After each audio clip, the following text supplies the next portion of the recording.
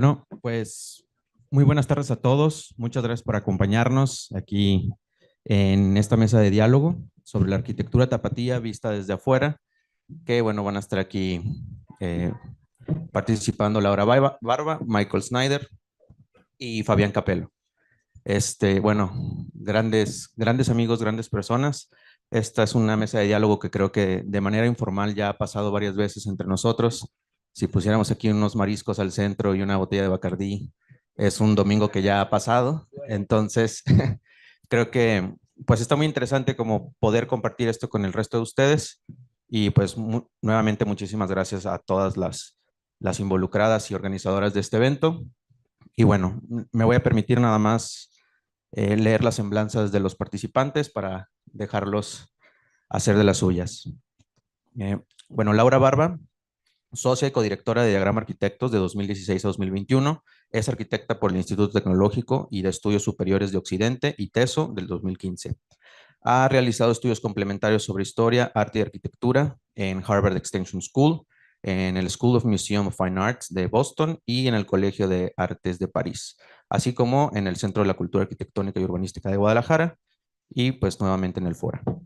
Acreedora a premios y concursos como la beca SMFA en Boston, así como el primer lugar en el concurso de jóvenes emergentes de Boston Museum of Fine Arts en el 2010. Primer lugar en el concurso Pocket Parks para el gobierno de Zapopan en el 2014 y segundo lugar en el concurso COARC Centro Cultural Chapultepec, así como la mención honorífica en el concurso Arquine número 16 y finalista en la Bienal de Arquitectura en la Academia Nacional de Arquitectura en su capítulo de Jalisco en el 2021, así como una mención honorífica en esta misma Bienal. Fue profesora de taller de diseño 1 en la Escuela Superior de Arquitectura Aquiles Arc en Guadalajara, Jalisco. Bienvenida, Laura.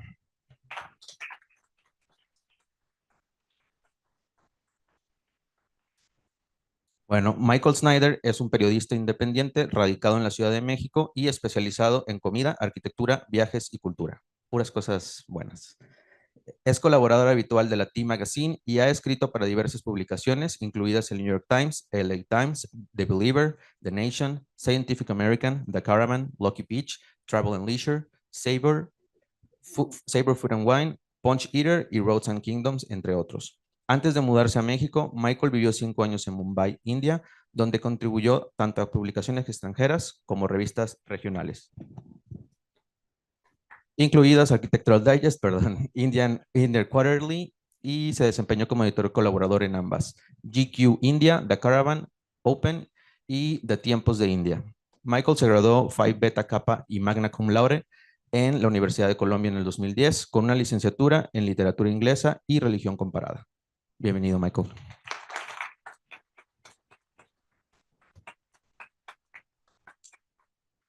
Y por último, pero no menos importante, el maestro Fabián Capello.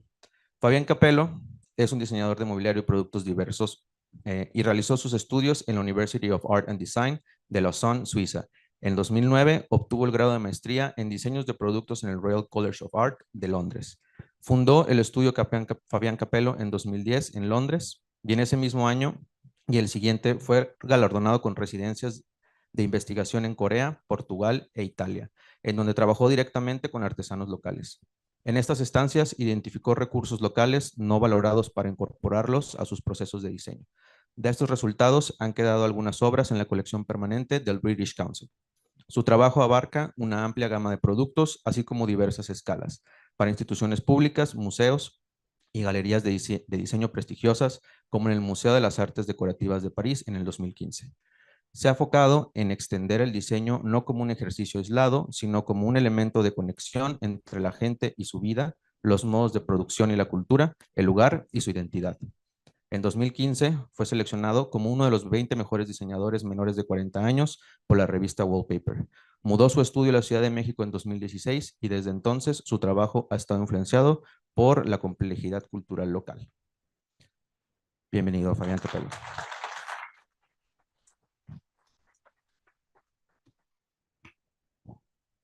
Bueno, gracias por venir.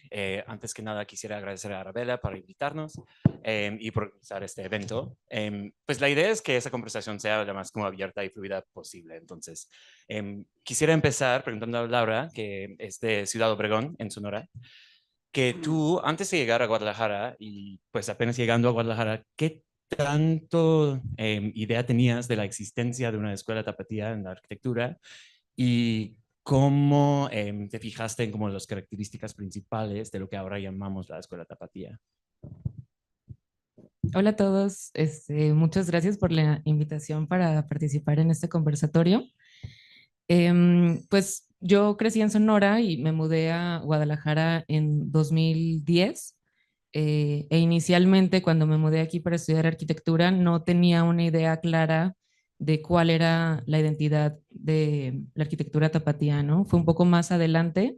Yo vivía justo en esta calle, en Libertad, a unas cuadras, y mi departamento estaba a unas cuadras de casa del arquitecto Juan Palomar, en donde en ese momento trabajaba ahí mi novio, ahora esposo, y un amigo mío. Entonces era muy común que después de las clases, ya al final de la tarde, pasaba a saludarlos.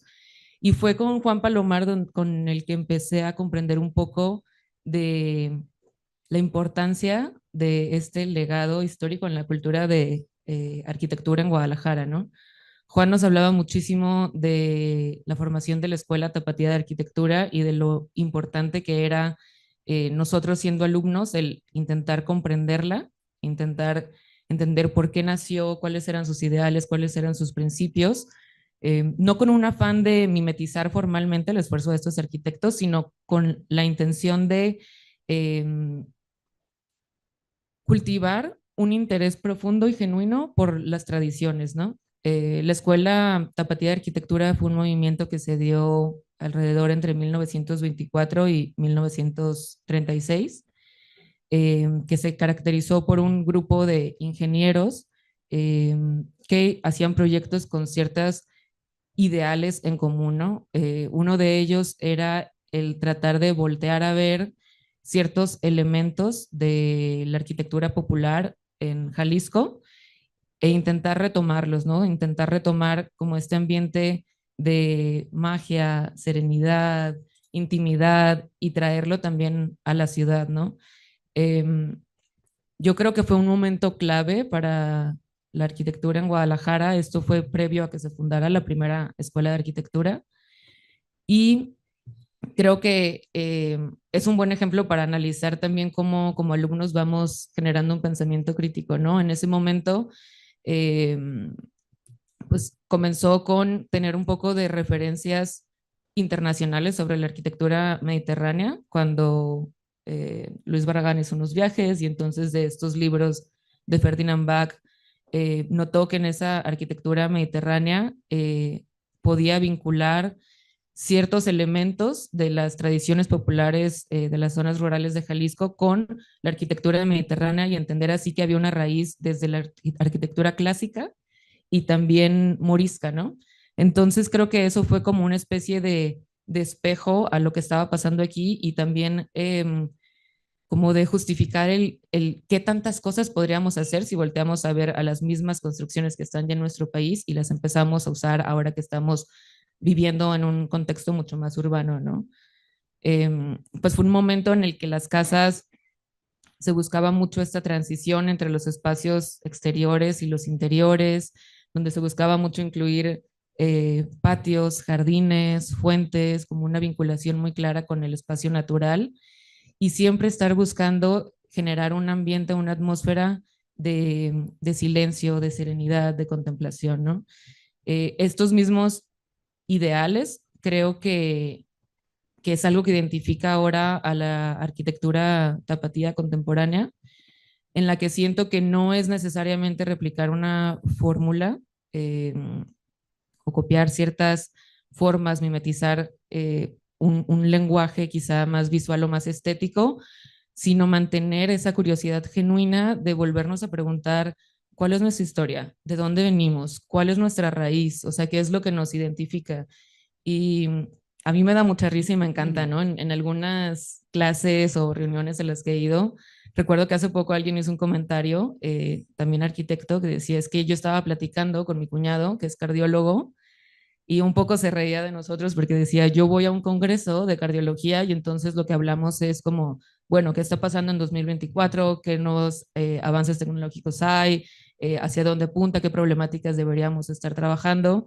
Y luego escucho que tú vas a tus clases y están como en el paso uno, ¿no? ¿Qué es la arquitectura? ¿No? O sea, ¿qué es habitar? ¿Qué es estar en el mundo? Y a mí eso es algo que me encanta de haberme educado en arquitectura aquí en Guadalajara, que siento que cada vez vamos un poquito más profundo, ¿no? No significa que no estemos avanzando, sino cada vez tenemos un conocimiento como un poco más profundo de cuestionar realmente cuál sería la forma más bella de estar en el mundo, cuál sería la forma más placentera de estar en comunidad. Y creo que son como preguntas muy, muy valiosas que hacen que la arquitectura que se genera aquí sí considero yo que es diferente a otras ciudades en el país y que busca justo como esta familiaridad, ¿no? O sea, más allá de generar un asombro por ser como muy innovadora, creo que hay un esfuerzo colectivo por tratar de hacer sentir al mayor número de personas en casa, ¿no? En hogar, y que los espacios, más que generar un asombro, generen cierta familiaridad, que detonen ciertas memorias, que se haga como este ejercicio muy lúdico entre decir, wow, estoy en un lugar nuevo que no conozco, pero se me vienen tantas memorias a la cabeza de lugares en los que he estado y que he visitado o que he visto en fotografías o he visto en otros viajes. Y me parece un ejercicio súper interesante, eh, y que bueno, también yo estoy muy contenta de participar en eso. Pues, o sea, empezando de esa postura de como pues la escuela tapatía siendo como pues un momento histórico y un como tradición que realmente se funda en cierta como pues institución educacional, también me interesaba mucho hablar con Fabián en particular sobre como pues otras expresiones de la ciudad de Guadalajara. O sea, tu trabajo tiene mucho que ver con producción material fuera de esas instituciones, quizás. Entonces quisiera preguntarte, o sea, ¿cómo relacionas con otras expresiones del tejido social, el tejido urbano de Guadalajara, como fuera de esos edificios de arquitectos de renombre? Gracias, Michael, por tu pregunta. Qué lindo escucharte hablar de habitar, estar en el mundo, de la manera que hablas de lo que la arquitectura tiene que generar, ¿no? Como me inspiró mucho. Es verdad. Yo creo que no soy arquitecto y por ende me interesa mucho entender la arquitectura como uno de los ingredientes que componen, ¿no? Una de las plantillas, una de las herramientas, ¿no? Que componen nuestro mundo material. Y creo que es muy poco fértil como de aislarlo, ¿no? Totalmente de otros aspectos, ¿no? Por ejemplo, de otros aspectos materiales de nuestra ciudad, ¿no? Por ejemplo, y tú lo mencionas muy bien, ¿no? El mundo natural o donde decidimos o omitimos para que viva, pues sí, la naturaleza, los árboles, la fauna. Creo que esos son componentes súper importantes de la ciudad. También lo que me interesa mucho imaginar aquí o considerar aquí en Guadalajara son los espacios públicos, ¿no? Los espacios que son dejados sin construir para que haya actividades mm, que generan pues un sentimiento de comunidad o a lo menos que permiten también intercambiar, ¿no? Lo que lo mínimo de lo que necesitamos para vivir. Um, y obviamente yo creo que lo que es muy importante también para mí es que todas estas cosas que miro, pues quizá tienen más que ver con el auto construido, quizá tiene más que ver con lo que no es planificado de una manera y lo que ocurre. Y creo que eso define muchísimo, ¿no? Lo que Guadalajara es y cómo es visto. Um, También, y creo que las cosas se relacionan mucho, ¿no? Hablabas mucho de materialidad o de sensación que dan materiales. También creo que la ciudad se construye mucho a partir de materiales y muchos a partir de materiales que pertenecen a un territorio. Entonces, con una forma de localidad, ¿no? Que genera también una identidad muy precisa. Um, y creo que puedo preguntar algo a Laura o te pregunto algo a ti. Um, Escuchándote hablar de cómo entendías este momento clave en Guadalajara, ¿cómo me gustaría preguntarte cuál sería tu obra favorita, deseada, la más soñada en un mundo ideal, ¿no? Que podrías añadir al tejido que es Guadalajara, con sus edificios, con sus árboles, con sus espacios vacíos, con sus baldíos, etcétera. Pues creo que me entusiasma hacer muchísimos tipos de proyectos. Ahorita quizá dos que se me vienen a la mente tienen que ver más con espacio público y rehabilitación. Me encantaría, por ejemplo, que me tocara en algún momento ver que se iniciara la restauración del río Santiago, por ejemplo, ¿no? O sea, que hiciéramos un proyecto de ciudad, de un master plan pensado para, obviamente, muchísimas décadas, en la que logremos hacer este parque lineal y este espacio público, eh, que además implicaría un proyecto interdisciplinario donde tendríamos que trabajar con biólogos, políticos, urbanistas, antropólogos, y creo que sería un proyecto que sin duda cambiaría muchísimo la dinámica de esta ciudad, ¿no? Y que aportaría de formas tan positivas el tener un espacio público de esa magnitud. Y otro de los proyectos que me emocionaría mucho si se lograra construir, cuando estaba en la universidad, mi proyecto de tesis fue un proyecto que se llama Anillo Primavera, que es una iniciativa que lleva más de 10 años, es un taller que lleva más de 10 años en la enseñanza, ¿no? Y que está liderado por Sandra Valdés y Pedro Alcocer, donde el objetivo de este taller es trabajar con soluciones de conservación del bosque de la primavera, ¿no? Entonces identifica como todos estos pueblos que rodean el bosque de la primavera como el anillo primavera, y pues la intención de estos proyectos de investigación y proyectos de diseño es identificar con cada poblado en específico qué está pasando con la cultura local, o sea, qué es lo que la gente acostumbra a hacer, cómo está su sistema de economía, a qué se dedican, qué espacios públicos son los que usan, qué espacios consideran peligrosos, etcétera.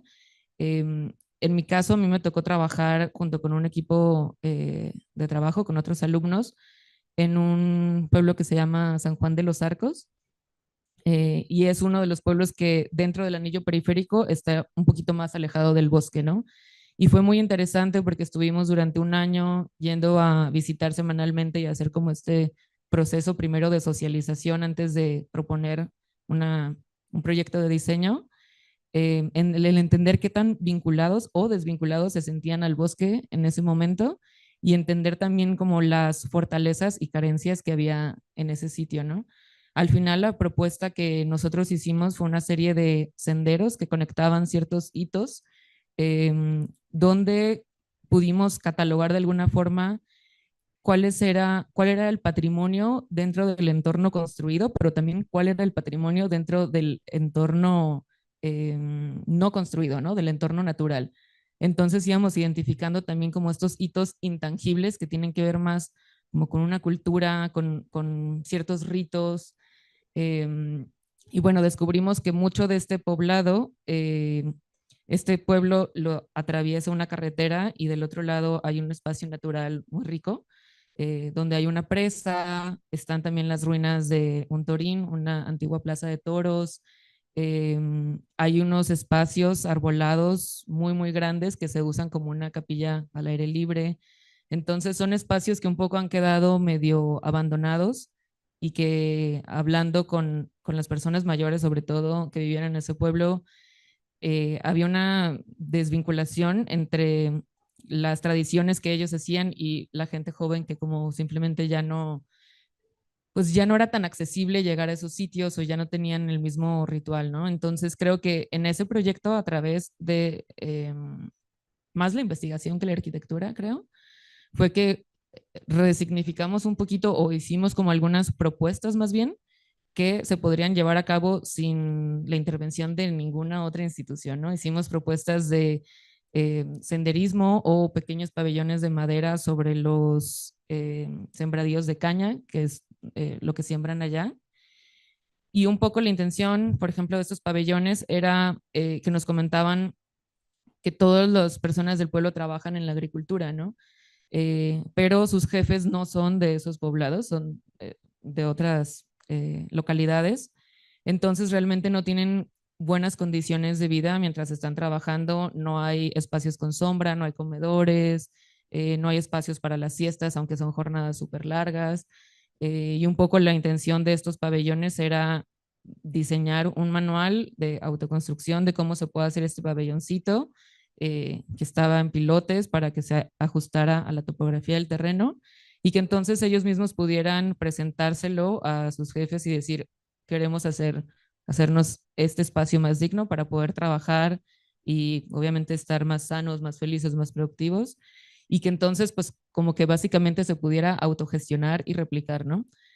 Muchas de las intervenciones fueron simplemente como acomodar piedras para hacer un piso, la Plaza de Toros, que actualmente es como un lugar muy estigmatizado porque se utilizaba más como en temas de drogadicción o habían pasado como violaciones que la gente del pueblo ya no tenía, pues no lo tenía como con una buena imagen. Creo que al unirlo a estos senderos donde la gente transita todos los días, creo que también pues se va llenando un poquito más de vida, ¿no? En el caso del Torín hicimos una propuesta de anfiteatro donde trabajábamos con diferentes alturas. Este es un espacio circular delimitado por un muro de piedra donde al centro no hay nada y que es muy bello por sí solo.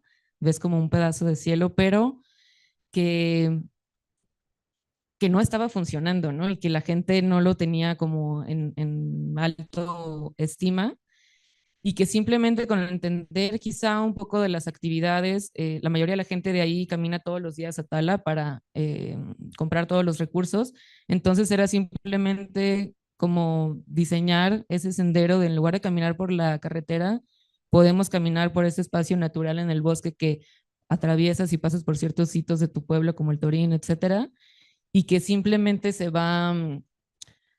vas haciendo que la experiencia del día a día sea un poquito más cómoda, ¿no? No es necesariamente el gran gesto de construir un museo, un centro cultural, que es normalmente lo que se propone en este tipo de proyectos, sino pensar más bien en tratar de entender que como arquitectos estamos diseñando la escenografía para la vida de muchas personas, ¿no? Y que si lo pensamos de esa forma, pues deberíamos de intentar hacer que todas las actividades del día a día se hagan de una forma más placentera, más segura, más cómoda, más inclusiva y sobre todo más bella, ¿no? Más disfrutable.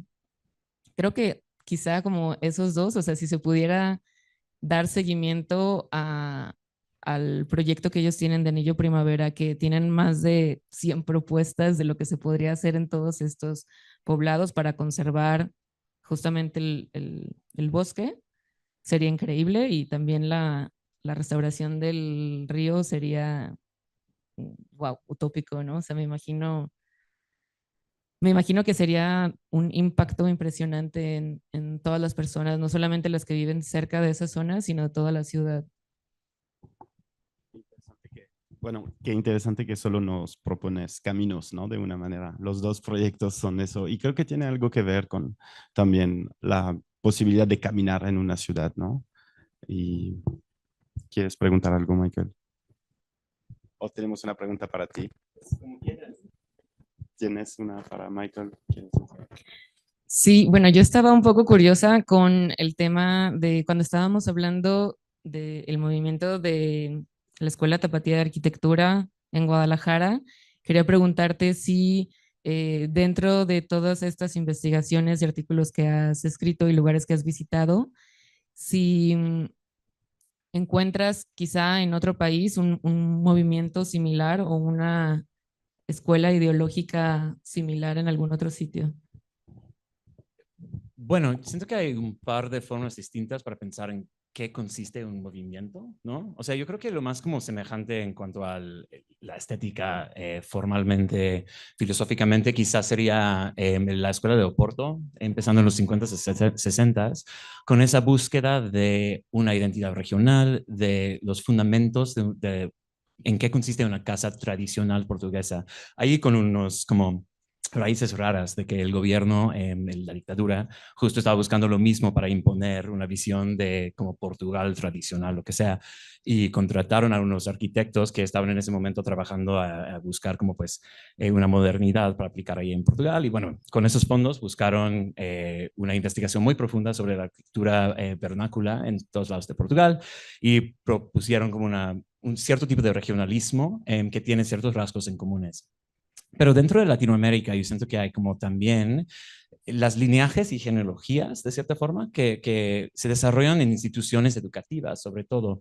Entonces, pues estéticamente, formalmente, filosóficamente no tiene nada que ver con Guadalajara, pero yo siento que de cierta forma lo más parecido que he visto sería San Paulo, que es una arquitectura radicalmente distinta, o sea, como masas, volúmenes enormes de concreto flotando, o sea, pues ya sabes cuánto me encanta Sao Paulo. Pero en el sentido de que hay una profundización constante a través de esos mismos intereses y justamente por el FAUSP, que fue fundado por Vilanova Artigas y profundizado por Mendes de Rocha y otros maestros de la arquitectura paulista. ¿Ves procesos similares, de cierta forma, en Paraguay hoy en día? Con la escuela, creo que se llama Taller E, en la Universidad de Asunción, o sea, quizás estoy equivocado, pero fundado justo por Solano Benítez y Javier Corbalán. Y ahí ves de una forma como muy puntual y muy reciente el invento de un lenguaje. Y ahora ves como una segunda generación de arquitectos trabajando bajo la instrucción de esos grandes maestros, utilizando una materialidad, una formalidad, un acercamiento con el proceso de construcción, pues bastante parecido a lo que hacían sus maestros. Entonces yo creo que hay distintas formas de generar un movimiento entre comillas quizás, y distintas formas para verla, pero yo creo que lo más importante es esa sensación de formar comunidad a través de una práctica. Y eso es algo que sí vi muy claramente aquí en Guadalajara, entre tú y tus socios y como maestros y todo. Sí, eso me parece muy lindo de aquí, ¿no? Como el gremio y las escuelas que son muy abiertas a colaborar entre instituciones y también como este tema de que hay muchos proyectos que son autogestionados, ¿no? Que no, o sea, que son escuelas sin pertenecer a ninguna institución y que normalmente están propuestas por personas jóvenes, o sea, por estudiantes que querían tocar otros temas que quizá en la escuela no se estaban hablando y entonces fue convocar y, y bueno, y la gente va, ¿no? Y es multigeneracional también, que eso lo hace muy, muy rico. Yo creo que pues el lado polémico de eso, si queremos entrar en eso, sería que justamente esos tipos de instituciones, institucionalización de una perspectiva y práctica de arquitectura puede también generar cierto estancamiento que termina, o sea, otra vez regresando a San Paulo, un lugar increíble, pero también hay muchos arquitectos que están no copiando para nada, pero sí como regresando a las mismas soluciones a problemáticas arquitectónicas y espaciales que usaban sus profesores, y pues a veces son correctos, y honestamente si vas a como imitar a alguien, pues a lo mejor sea Pablo Mendes de Rocha, ¿no? O sea, no está mal, pero a veces llegamos a un contexto en que la ciudad ha cambiado y pues a veces las escuelas o las disciplinas de arquitectura no están cambiando o respondiendo directamente o puntualmente o claramente a las problemáticas actuales. Y pues de hecho justo te quisiera preguntar a ti, eh, que pues en una parte de tu carrera, tú y Manchas estaban trabajando dentro de un desarrollador, ¿no? O sea, y justamente intentando a como empujarles hacia una pues calidad espacial mayor de lo que estaban construyendo. Algo que me impresiona mucho a mí cada que regreso a Guadalajara, que es como pues cada 8 meses, algo así, veo como 15 edificios nuevos y de esos 15, pues 14 son horrendos. Y se me hace muy triste, pero esa es la realidad de la ciudad. Entonces mi pregunta es, ¿qué hacemos con esto, con esos edificios? ¿Cómo incorporamos esto en el imaginario de la ciudad y qué significa la arquitectura tapatía?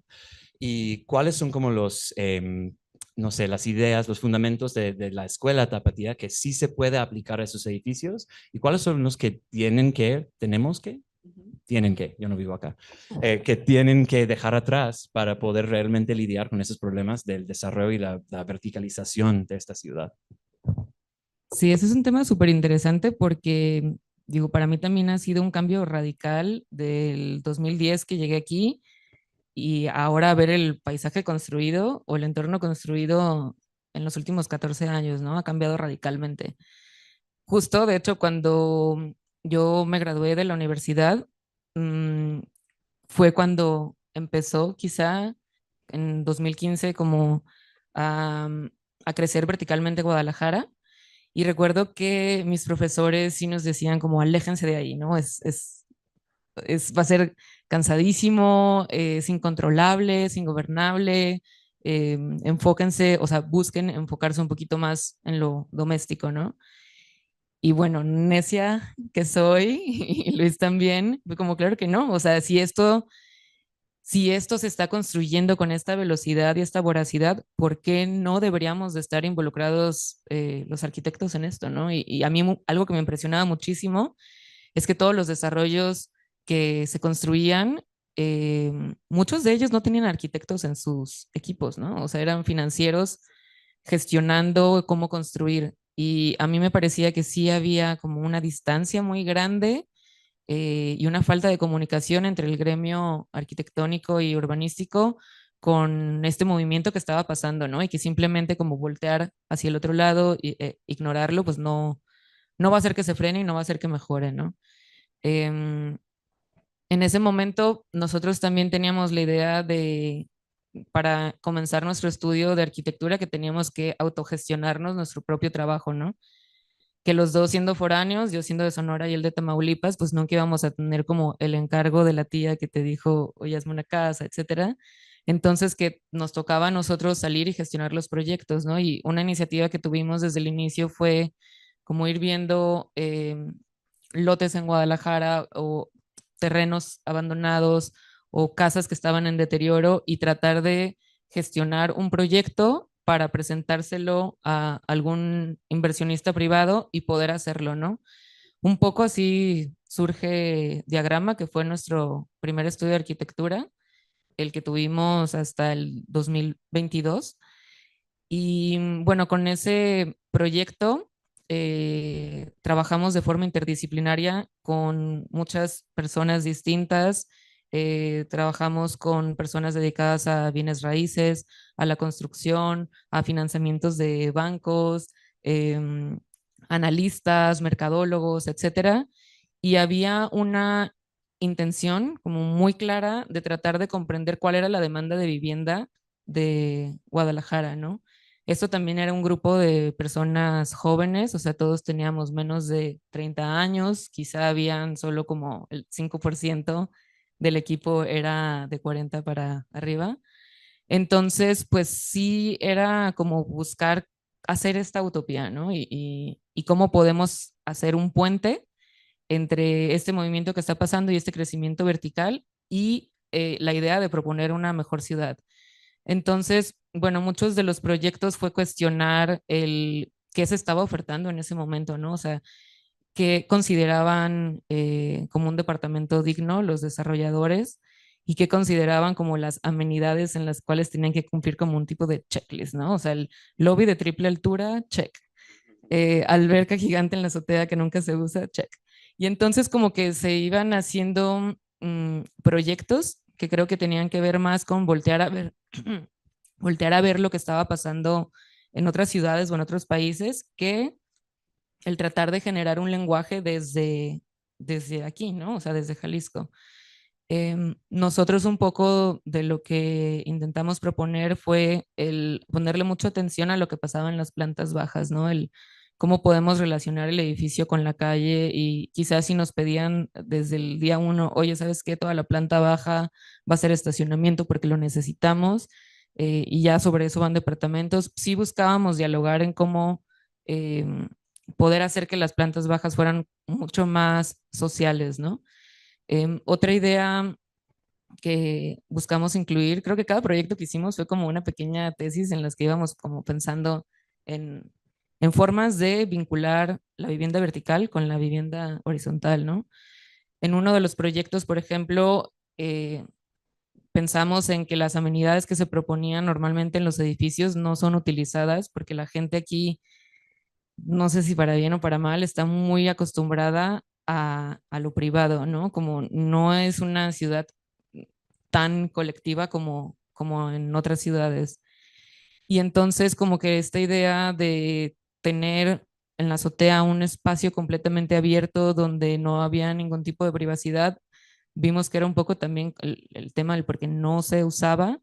Y en ese proyecto en específico decidimos acomodar las amenidades como en diferentes puntos del edificio, en diferentes niveles, pensándolo más como, imagínate que esto es una hacienda deconstruida, ¿no? Y esta es la hacienda y vamos agarrando cada habitación, ¿no? Y esta es la sala, y este es el patio central, y este es el huerto, y esta es la cocina que tiene estas dimensiones. Y entonces empezamos a utilizar como esas características espaciales de las haciendas para meterla dentro de esta tipología en la que decíamos, bueno, si hubiera un espacio colectivo para comer, pero para hacer reuniones, que es algo que pasa mucho aquí, el tener como los domingos con tus amigos o sábados invitar gente a tu casa, quizá en un departamento más pequeño no lo podrías hacer, pero ¿qué tal si en ese edificio hubiera, no sé, un comedor casi como el que ves en las haciendas, como muy conectado hacia el exterior, con alturas muy generosas, con materiales naturales, con muros sólidos que permitieran que la temperatura dentro fuera mucho más cómoda? Y también pensamos en eh, cómo transformar la idea de tener un patio, que era algo, es algo que creo que mucha gente quiere, ¿no? En la ciudad, el tener una casa con un patio, ¿no? Y el cómo poder transformar esa misma experiencia a un patio colectivo. Entonces, en ese proyecto diseñamos en la azotea una especie de, casi como casa sin techo, ¿no? O sea, era un jardín gigante lleno de diferentes habitaciones con diferentes características, donde en cada uno había un jardín distinto, quizá alguno tenía un elemento de agua, quizá otro era un patio de piedra, quizá otro era un jardín contemplativo con vegetación. Y bueno, entonces como que ha sido, creo, como una labor de ir como analizando qué es lo que se valora aquí y cómo podemos empezar a construirlo ahora en vertical, ¿no? Y creo que ponerle atención a la materialidad, a que no todos los edificios por ser altos tienen que ser blancos o grises, o sea, sí podemos continuar con el color, sí podemos continuar con la vegetación, sí podemos continuar con los espacios abiertos, bien iluminados, bien ventilados naturalmente. Simplemente es como tratar de cambiar las estrategias y estar muy abierto a tener comunicación eh, con grupos de personas de diferentes disciplinas, ¿no? Porque creo que también se estigmatiza que todo lo que se hace mal viene como de una maldad muy pensada, pero muchas veces viene desde la ignorancia, de que no todos tienen la educación de urbanismo o de hacer ciudad y que a veces sí es compromiso de arquitectos, urbanistas y universidades el empezar esas conversaciones, iniciar ese diálogo, tener apertura, insistir, ¿no? O sea, ser firmes y ser pacientes. Y no sé, creo que como intentar hacer también un proceso más colaborativo. Pues primero, Arabella, ¿cómo vamos de tiempo? Solo para 5 minutos. Entonces. Ok. Va. Entonces yo tengo uno más para ti, Fabián. O sea, eso medio es como pues una forma de pensar en como las posibilidades para una arquitectura tapatía, no solo hacia el futuro, pero desde cierta forma desde arriba, ¿no? O sea, es como pues desarrolladores y arquitectos haciendo decisiones que van a afectar la forma en que la gente vive en la calle y vive en la ciudad. Pero una gran parte de tu trabajo es medio el opuesto, ¿no? Es como entrar en talleres que ya existen, que en muchos casos son parte de una herencia de oficio que implica como generaciones de pues, conocimiento y sabiduría y práctica. Entonces, ¿qué sería la forma de cómo pues generar la ciudad que queremos a partir de esas tradiciones o esas prácticas y oficios? Sí, ¿qué tenemos que aprender de como ese lado de la ciudad que a veces no incluimos en la percepción de lo que se considera arquitectura? Sí, qué interesante que no hay tanto conocimiento sobre lo que la ciudad puede fabricar, por ejemplo, ¿no? Que sería lo más básico de entender para generar nuevas formas, yo creo, ¿no? Mm, hay algo que digo siempre y que intento tener en mi mente, es esta idea que en una ciudad hay probablemente más cucharas que edificios. Y eso es bien interesante porque, pues, de una manera participan a una, pues, no sé, a generar situaciones también, ¿no? Y son fabricadas en un lugar también y tienen implicaciones, eh, pues, de la misma manera que la arquitectura lo tiene, ¿no? Aunque tenga otra escala. Y eso siento que me hace pensar muchísimo en lo que dices, ¿no? Cómo consideramos también los recursos de producción adentro de una identidad, ¿no? De cómo hacemos ciudad. Um, pues eso es, yo intento desarrollarlo en mi trabajo a la escala de quizás productos, objetos, también obviamente a veces espacios públicos, porque es lo que creo lo más profundamente, ¿no? Que si empezamos todos los proyectos con analizar lo que hay, quizás ahí ya estamos en un momento interesante para generar nuevas formas que son... creo que la palabra que más me gusta es... la olvidé.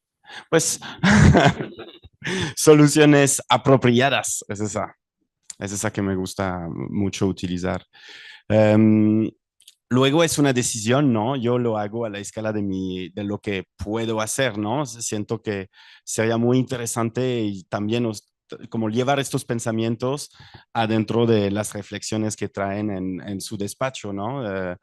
Como añadir un poquito, y creo que eso podría ser casi definir la práctica, ¿no? De diseñador en general, que sea diseñador arquitectónico, de espacio público, ¿no? Como ir colaborando, ir aportando un poquito más como de su conocimiento, de sus entendimientos, de sus observaciones, análisis, etcétera. Y ir colaborando en la generación, poder generar proyectos más complejos también. Viste que medio llegaste a la médula, de cierta forma, de lo que es la arquitectura en Guadalajara, ¿no? O sea, analizar lo que hay. Ajá. O sea, y a partir de eso, generar preguntas y soluciones en las dos cosas, pero no hay que dejar atrás esa parte de preguntar, hasta más que analizar o responder, ¿no? Que siempre Ujú. empieza de esa pregunta. Y sí, las herramientas que están ahí a nuestra disposición. Pues, ¿preguntas? Quizás.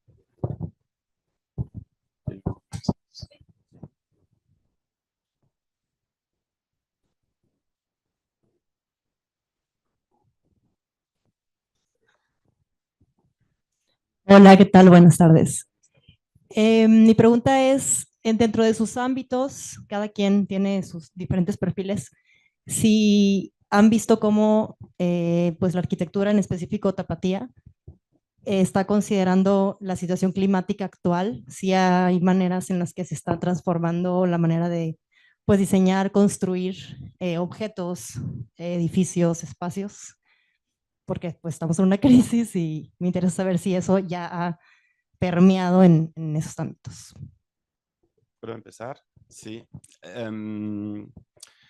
A rato pregunté a Laura qué sería su proyecto soñado, ¿no? Favorito. Y la verdad es que cuando te escuchaba también estaba pensando, pero ¿qué sería el mío, no? Y creo que en Guadalajara me fascinaría generar como una investigación sobre la idea de la sombra y cómo generamos sombra en la ciudad hoy, ¿no? Em, y realmente como aplicar eso a, no sé, como fenómenos arquitectónicos, espacios públicos, esquemas de plantaciones de vegetaciones, ¿no? Y empezar a decir, bueno, quizás si plantamos más árboles, sí podemos reducir la temperatura de 1 grado en una calle y de 2 grados adentro de las casas que están en esta calle, ¿no? Eso me interesaría mucho, pero pues no tengo aplicaciones ahora, ¿no? Solo estaba pensando también la idea de techar, ¿no? De, pues sí, creo que, ¿por qué pensaba en eso? Porque me encanta la idea que Guadalajara sigue siendo una ciudad caminable. Creo que eso nos podría salvar, empujar ahí. Pues yo que crecí en un desierto, en Sonora, era como muy evidente que tenías que adaptar la forma en la que construyes al clima, ¿no? Y que lo que no estaba construido teniendo eso en mente, pues como que se concebía como muy inapropiado y además muy incómodo de utilizarse, ¿no? Em, Algo que quizá yo sí vería como una posibilidad de cambio, ahora que preguntaste también qué lecciones de la escuela tapatía podríamos empezar a dejar atrás. Hay una que creo que tendría que ver también con este tema, que pienso que sí es lindísimo como la búsqueda de estos espacios internos y privados en las casas, pero también qué pasa cuando hacia la calle solamente tenemos una continuidad de muros y portones, ¿no? Creo que eso ocasiona que pues los vecinos, los individuos estén muy desvinculados de lo que esté pasando al exterior, ¿no? Yo, por ejemplo, en mi experiencia de niñez, que crecí pues en una zona como muy calurosa y con muy pocos recursos de agua, era muy natural que todas las casas se abrieran hacia la calle, ¿no? Y entonces toda la actividad pasaba en la calle. Todos los niños aprendían a andar en bici en las banquetas que eran amplias, se jugaba fútbol en las calles, etcétera. Y era muy natural que si tú tenías una casa ahí, claro que ibas a sembrar un árbol o varios árboles frente a tu casa y claro que ibas a cuidarlos, aunque quizá eso le perteneciera o que fuera quizá tarea de, de lo público, ¿no? En lugar de lo privado. Y claro que lo ibas a hacer porque es que lo necesitas, ¿no? Y cuando salgas a jugar o cuando salgas a platicar con la vecina vas a querer un espacio con sombra, ¿no? Yo pienso que aquí un poco como este desentendimiento de los espacios vegetados y la cantidad que de árboles que se tiran para construir nuevas construcciones, me parece que tiene que ver con también un sentido de distanciamiento y falta de como comunidad o tejido social, ¿no?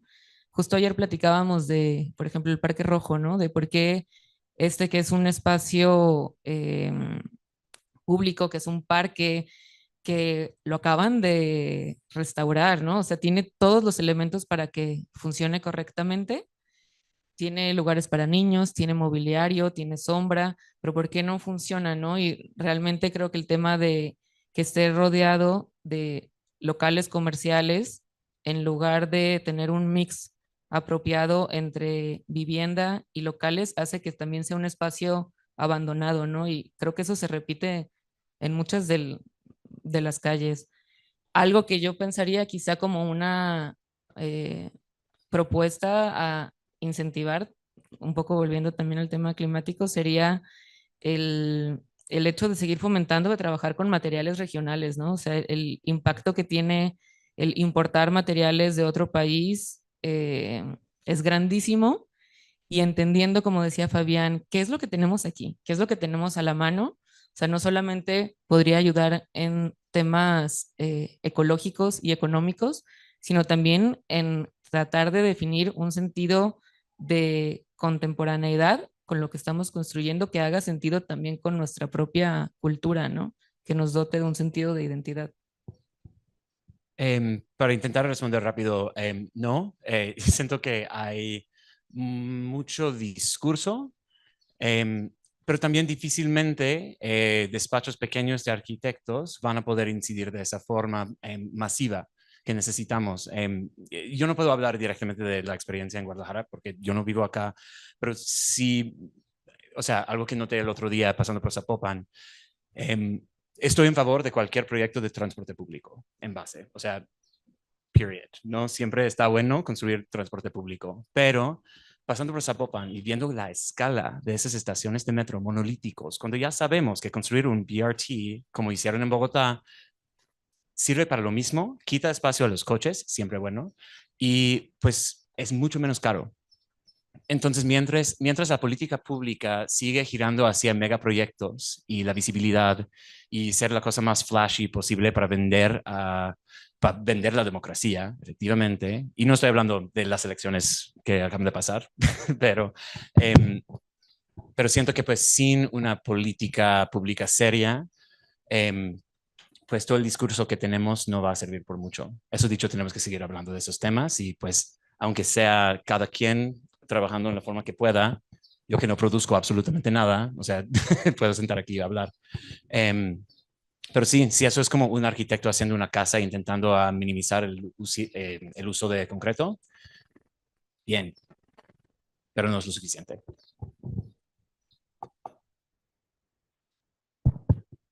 Saludos, un placer escucharlos platicar. Y más que una pregunta, es un comentario, compartir información. Eh, También yo creo que sería una utopía maravillosa resolver el asunto de la barranca y solamente quería compartir que sería interesante aprovechar un ejercicio muy importante que se hizo en 2014 de un proyecto de renovación y de tratamiento integral de la barranca que se llamaba Voltea la Barranca. Siento que es uno de los ejemplos de maravillosas ideas que nunca conocieron la luz y que como parte de ser eficientes con el recurso económico e intelectual que ya fue implementado en ese proyecto, valdría la pena escarbarle un poquito a los archivos y ver lo que se proponía hace un par de administraciones.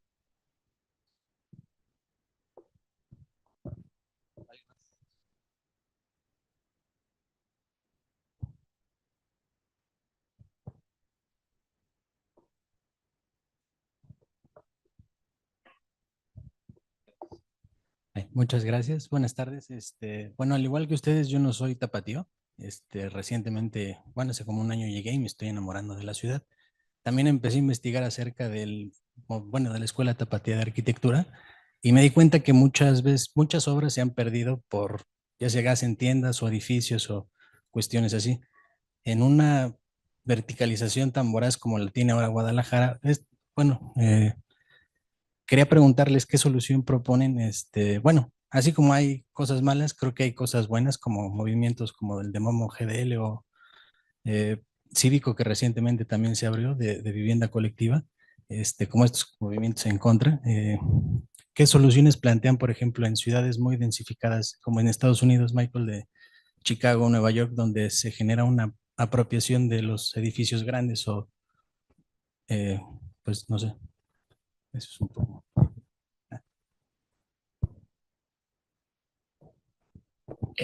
Pues honestamente yo no he vivido en los Estados Unidos en como 13 años, entonces no sé mucho. Yo siento que quizás tiene más sentido intentar ver más hacia otras ciudades en la región, en Latinoamérica. No por un tema como pues para evitar influencias extranjeras ni nada, pero solamente porque son contextos económicos, políticos, sociales, culturales más semejantes y que siempre tienen sentido ver más hacia nosotros, no sé qué quiere decir nosotros, pero bueno. Entonces, por ejemplo, justo hace 2 días estamos hablando con María Elvira Madriñán, la viuda de Rogelio Salmona, para una pues, exposición que abrió en Fora, lo cual está muy bonita. Y estamos hablando de las Torres del Parque, que es un gran conjunto multifamiliar construido en 1970, completado en 1970, y viendo eso como una inspiración de cómo construir hacia arriba sin perder ciudad. Y la solución ahí era generar piazzas en los bases de las torres, en vez de torres en un parque, estilo Corbusier, son torres en una plaza.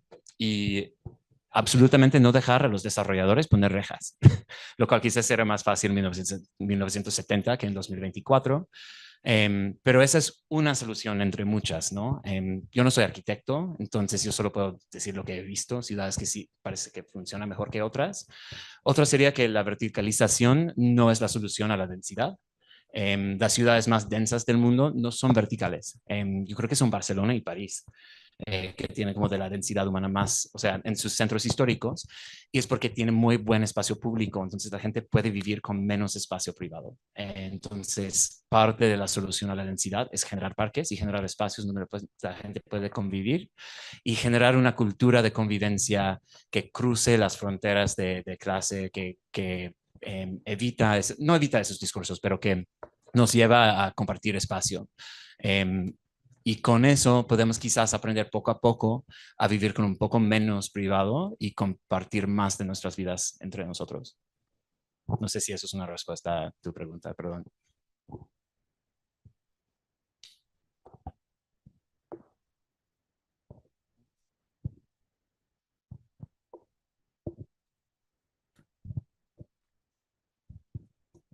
Gracias, buenas tardes. Muy padre la charla. Yo quisiera tocar un tema, pues, que a lo mejor puede sonar un poquito hiriente, un poquito polémico, pero bueno, no importa. Creo que Michael dijo algo muy cierto en Sao Paulo, ¿no? Dando el ejemplo de que las ciudades cada vez avanzan en sus problemáticas a pasos agigantados y generalmente los procesos de composición arquitectónica entre los arquitectos emergentes sigue siendo la misma que tenían heredada de sus profesores. O de alguna manera hay, como en el caso de Guadalajara, como mucha seguridad de esta tradición arquitectónica como muy respetable, y entonces pareciera que es mucho más fácil seguir haciendo las cosas de un modo que tratar de tomar riesgos hacia otro nivel, ¿no? Es decir, los procesos del el proyecto arquitectónico, cómo se genera, bueno, pues un cliente le habla a un arquitecto, ese arquitecto probablemente contrate a un interiorista, el interiorista le pida unos muebles a Fabián Capello, me explico, pero no hay un involucramiento integral entre la parte, digamos, compositiva y lo que mencionaba Laura, ¿no? Esta parte de tejer ciudad, por ejemplo, en las plantas bajas, etcétera, etcétera. Se pierde mucho esta seguridad que tenemos los arquitectos por no arriesgarnos o no arriesgar al cliente o por miedo de perder hasta la chamba, de no arriesgar nuevos procesos de composición arquitectónica. Y pareciera entonces que Guadalajara, que es una ciudad creativa, donde ha habido gente muy importante, etc., no los tengo que mencionar, nos dan por ende que cualquier proyecto va a ser bueno, ¿no? Pero estamos viendo una ciudad que tiene pues no sé, unas complejidades impresionantes donde ya la arquitectura no alcanza a liberar eso, ¿no? Y todo eso pues queda a veces, afortunadamente, en caso de estudiantes de arquitectura que a lo mejor están en puestos gubernamentales y entonces pues desde ahí están haciendo alguna labor, ¿no? Pero la parte arquitectónica que en algún momento en Guadalajara fue congruente con el momento histórico, el lugar geográfico, yo siento que ahorita, como tú dices, va retrasada 20, 30 años porque seguimos teniendo el mismo proceso de temática de negociar de alguna manera la arquitectura. Sí, solo rápidamente, para clarificar, yo no quería decir que la arquitectura en Guadalajara está atrás, ¿no? O sea, que está como 30 años atrás. Más bien, como tú dices, sí hay como problemas reales entre como pues hasta qué punto puede incidir un despacho cuando el cliente no acepta ciertas realidades y ciertas necesidades. Y esos son como problemas muy complejas. Para mí como la innovación y el riesgo no son fines que debemos de buscar. A veces son valiosos, pero como simplemente decir que algo es innovador, para mí eso nunca es un cumplido. O sea, casi siempre es una forma de decir, pues, qué interesante, o ir a una obra de teatro y decir, ay, la iluminación estuvo muy bonita, ¿no? Que pues, ¿qué más hay, no? Entonces yo creo que sí son como temas en políticas, fundamentalmente, ¿no? O sea, cómo arriesgamos, no es pedir que un arquitecto, un despacho se arriesga a ellos mismos, ¿cómo arriesgamos juntos, ¿no? ¿Qué podemos hacer para construir esa posibilidad? Y también cómo podemos cambiar el proceso de diseño y dejar de entenderlo como esta serie de eventos lineales en los que llegó un cliente, se acercó contigo porque quería hacer un proyecto, te contrató y entonces lo diseñaste, luego el constructor, luego el interiorista, etcétera, ¿no? Creo que si empezamos desde el inicio a ajustar un poco y a fomentar más como la autogestión de los proyectos, es que ahí es donde sí se podría cambiar, porque ya no llegarías, o sea, el proyecto no iniciaría o no llegaría a manos de los arquitectos una vez que el cliente ya consiguió el terreno, el gobierno ya le dio el uso de suelo, ya le permitió cierta densidad, ya tiene una idea muy clara en su cabeza y una corrida financiera de qué es lo que se va a hacer ahí. Digo, estoy pensando en un edificio, pero incluso en una casa también, ¿no? O sea, quizás si empezamos a involucrarnos previo, o sea, desde el inicio, es cuando creo que podemos gestionar o concebir proyectos de una forma distinta, ¿no? Y quizá también poner como más presión en la forma en la que se hacen las reglas, ¿no? A mí algo que, por ejemplo, me impacta muchísimo, volviendo al tema de la densificación, es como no hay ningún instrumento financiero que te pueda dar un crédito si compras una propiedad que esté construida con muros de adobe, ¿no? O sea, ¿cómo esperan que rehabilitemos el centro si no tienes ese tipo de instrumentos financieros? O sea, ¿por qué sí te pueden dar un crédito para construir una casa de cero, pero no te pueden dar un crédito para restaurar una vivienda y reutilizar un espacio que ya es digno, ya es hermoso, ya funciona, ya está bien ubicado? Entonces creo que quizá, y esto yo sí lo noto mucho, tanto en alumnos que he tenido como en otros de mis amigos, que sí hay un interés de ya no solamente trabajar dentro de la esfera del diseño y la arquitectura, sino empezar a involucrarnos un poquito más en la gestión, en la política, en el trabajo público. Y eso me parece muy admirable, ¿no? Muy aplaudible. ¿Hay regidores aquí en la audiencia? No.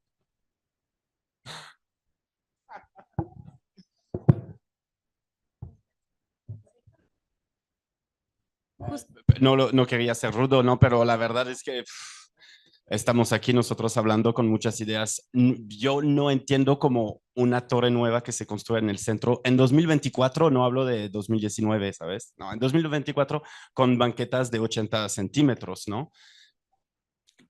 ¿Quién nos podría ayudar a hacer solo las cosas de manera un poco más racional y hacia pues la gente que vive y no sé, yo no están de toda manera, no.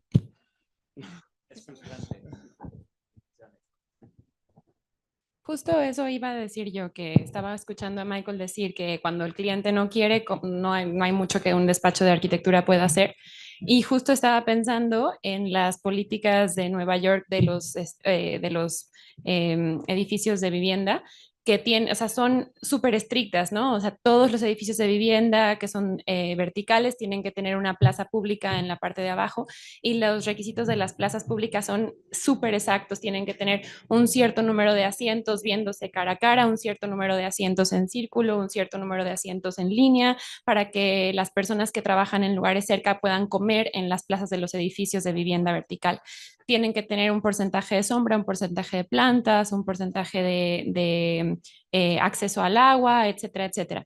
Y por eso es que Nueva York tiene esta cantidad de espacios públicos que funcionan, digo, además de los parques, los pequeños espacios públicos debajo de cada una de las torres de vivienda. Entonces, en realidad en Guadalajara, por más que tenemos esta escuela de arquitectura bellísima, principalmente en materialidad y en espacialidad, creo que lo que falta es justo meternos lo más posible a la política pública y a que estas cosas sean obligatorias cada vez más, ¿no? Porque en realidad la verticalidad es algo positivo si lo vemos como por el lado de la densificación y si lo vemos por el lado de que la ciudad no se hace sprawl como Los Ángeles, pero el asunto es luchar quizá más aún que por la calidad espacial en un inicio, luchar por las políticas públicas que nos pueden garantizar que los desarrolladores tengan que cumplir cosas como una plaza pública, un cierto número de espacio verde, etcétera, etcétera, para que puedan regresarles a la ciudad. ¿Cómo, Laura, tú que estás más involucrada acá, cómo crees tú que nosotros como arquitectos, que vamos a decir tenemos estas ideas en la dirección correcta y que también tenemos inspiración no solo de Guadalajara, sino de otras partes del mundo donde ya vemos qué funciona y qué no funciona, vemos Los Ángeles y vemos Nueva York y sabemos qué funciona y qué no funciona, cómo podemos llegar a las personas correctas para que estas políticas se instituyan? Pues yo pienso que sería muy importante empezar a conformar nuestros estudios de arquitectura, no solamente con arquitectos, ¿no? Como empezar a trabajar en equipos más interdisciplinarios, donde no estemos enfrascados en una misma burbuja, poniendo atención o atendiendo solamente a, como dices, temas formales. Creo que ese como podría ser un primer paso de generar un poquito más conciencia en el proceso de diseño.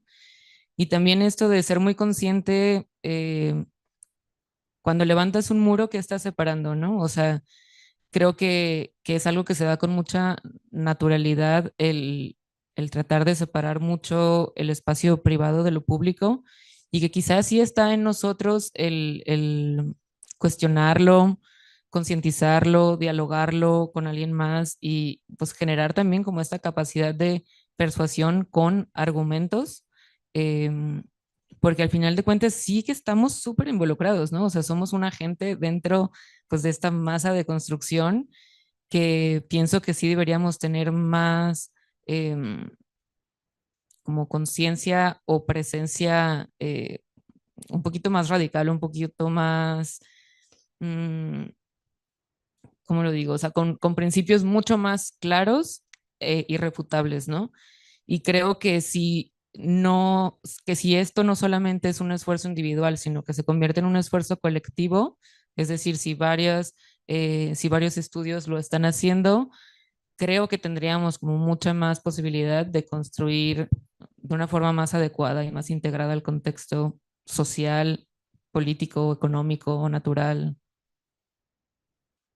Solo rápido, o sea, y por mientras, o sea, un ejemplo, y, o sea, Fabián tiene un proyecto que a mí me parece muy bonito. ¿Cómo lo estás llamando? O sea, de los parquecitos en el estacionamiento. Los parklets, que es como pues una acción casi guerrilla, ¿no? O sea, de que pues se acerca con un negocio que tiene un lugar para estacionamiento de frente, se pone como pues banquitas, tumbos con árbol, ¿no? Es una intervención bastante fácil, bastante sencillo, digamos. O sea, ¿cuánto tarda? Bueno, tú hablas de eso. Bueno, es una mini acción, ¿no? Pero hay un reglamento en Guadalajara que puedes pedir el estacionamiento enfrente de la propiedad que ocupas. Puedes rentar, squatear o ser propietario. Y la puedes transformar en un espacio público. Es decir, puede ser que haya macetas, bancas y portabici. Esos son los únicos tres elementos. No puedes lucrar de este espacio y no puedes limitar el acceso tampoco. Adentro de estas reglas bastante sencillas, puedes pedir un permiso para poner, por ejemplo, tombos con bancas, etcétera, para tener macetas así. Y hemos hecho un par. Es bien interesante. Este proyecto yo lo he empezado hace años porque diseñé una feria de arte que pasó en Guadalajara, en la zona industrial, que se llama Material. Y eran tiempos de pandemia. Entonces, para generar espacios públicos abiertos, que nos aparecía la mejor opción a este momento, y que sea amplio también, pedimos prestado 1 o 2 carriles de la calle donde se hizo la feria de arte. Pero el flujo de tráfico iba a seguir. Es una calle poco traficada durante el fin de semana, siendo en la zona industrial, pero iba a seguir el flujo aún. Entonces a mí me interesaba mucho encontrar una manera, generar un señal primero visual muy fuerte para las personas que manejan y también generar un sentimiento de seguridad a estar en el centro de la calle, ¿no? Para las personas que iban a visitar este espacio.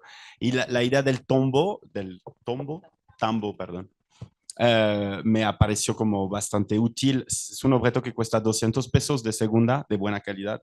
Aquí en Guadalajara es especialmente barato el tambo, la verdad. Um, y pues lleno de tierra con plantas, se vuelve 300, 400 kilos. Entonces aguanta a lo menos un poco un coche y también realmente es un señal visual muy fuerte, un tombo en frente de...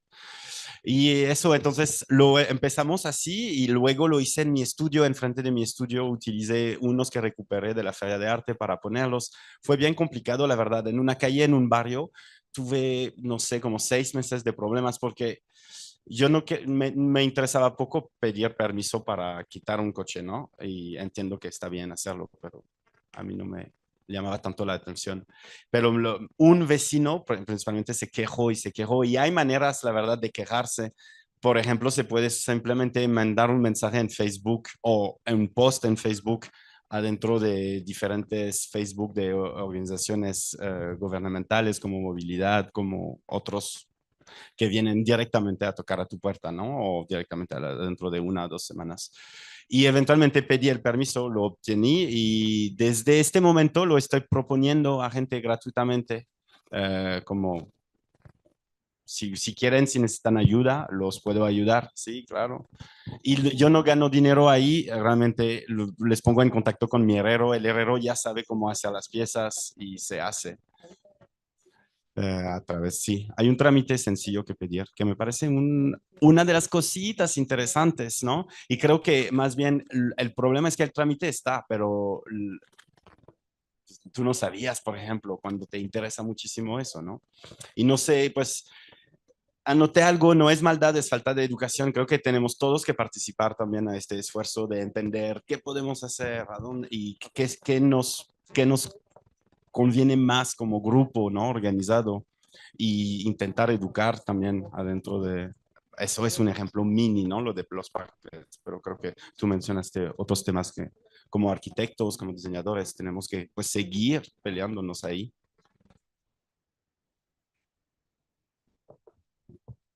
Pues ya, imagino que ya.